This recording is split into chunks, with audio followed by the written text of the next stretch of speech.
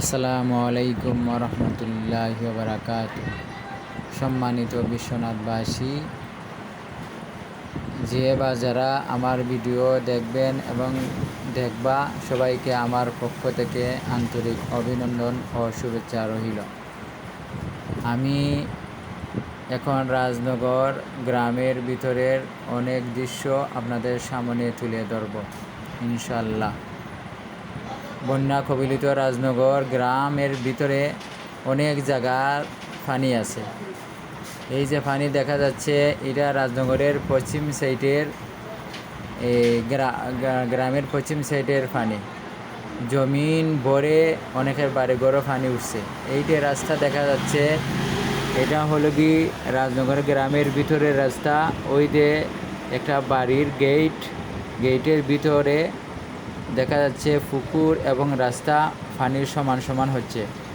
ওই বাড়ির ভিতরের রাস্তায় দিয়ে পানি বা উঠানো এবং ঘরের সমান সমান পানি হচ্ছে, কিন্তু ওই বাড়ির মানুষ ঘর থেকে বের হতে পারছে না, কারণ পানিবন্দি অবস্থায় এই বাড়ির মানুষ জীবনযাপন করছে। রাস্তা এবং উঠানের মাঝে আঁঠু পানি। আর পুকুরে অনেক মাছ ছিল, মাছগুলো বেশে চলে গেছে। আর এই রাস্তা নতুন পাখা করা হয়েছে বেশি দিন আগে না। এই রাস্তার উপরে অনেক পানি এখন আলহামদুলিল্লাহ কিছু কমতেছে। সবাই দোয়া করবেন, সবাই যেহেতু পানিবন্দি থেকে মুক্তি পায়। আর এই যে একটা পুকুর, এই পুকুর আর সাঁতার একটা পুকুর আছেন, দুয়োটা পুকুরেই মাছ ছিল, মাছ চলে গেছে। এখন মাছগুলা নাই। আর ওই যে একটা বাড়ির রাস্তা দেখা যাচ্ছে, এটা রাজনগরের আরেকটি বাড়ির রাস্তা। এই রাস্তাও ব্লক, পানি কিন্তু চলাচলের সুবিধা নাই। আর এটা হলো কি জমিন ভরাট হয়ে এখানে সামনে একটি বাড়ি আছে আমার টিপু ভাইয়ের বাড়ির রাস্তা।